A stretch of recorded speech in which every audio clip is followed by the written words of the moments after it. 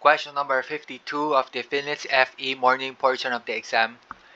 In this question, we are being asked which of the following is an appropriate explanation of the technology S-curve. Alright, I was able to arrive with the correct answer, which is letter C, but only after drawing the S-curve. I thought initially that I could maybe just think about what an S-curve would be and then choose the answer, but eventually I remembered that the best thing to do is to draw the graph and see what we can find when we draw the S-curve. And lo and behold, what I got was something like this. Actually, I knew that it looked like this because it's definitely not a parabola. And I remember that I think if we do the x cube, you'll have something like this, where it's not the whole parabola, but you got a part, maybe the half of the parabola in this way, and then the other half turned in this way. So I thought this must be the S-curve. Although I wasn't really too sure, I didn't check the internet to see what it was when I was answering this. Although eventually, later on, when I put in my answer and checked the correct answer, which was what I chose, to write the explanation part here, I did check google.com and I saw that the parabola that I was talking about is indeed something where you got the half here and then the other half turned in this way. So it's kind of similar, but this one, the one from google.com, seems to be more inclined and doesn't abruptly go up in the way that I drew it. But the important part is definitely having this graph, because if you look at the choices,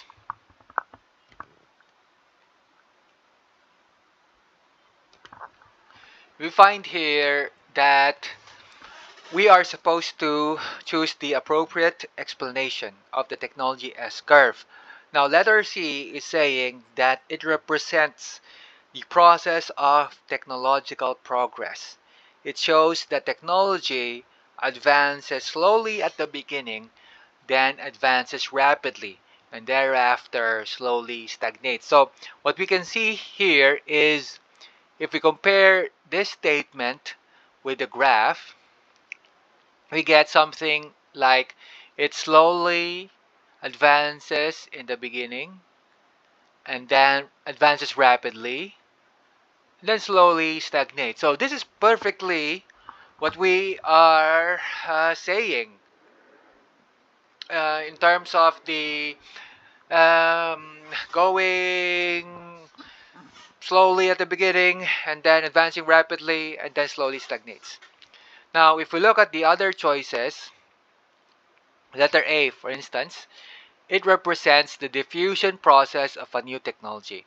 It shows that the growth rate of the penetration rate gradually decreases as products applying the technology penetrate the market by using a frequency distribution curve. I wasn't really too sure what the frequency distribution curve was, but we can see here that the growth rate of the penetration rate gradually decreases as products applying the technology penetrate the market. So in that sense, it looks like we got something that decreases, but where's the S curve there, right? Because when we drew the graph, we had something like this. If it's decreasing, then it looks like it's only this portion here, the one at the top, right? All right. Now, what about letter B? It represents the maturing process of technology.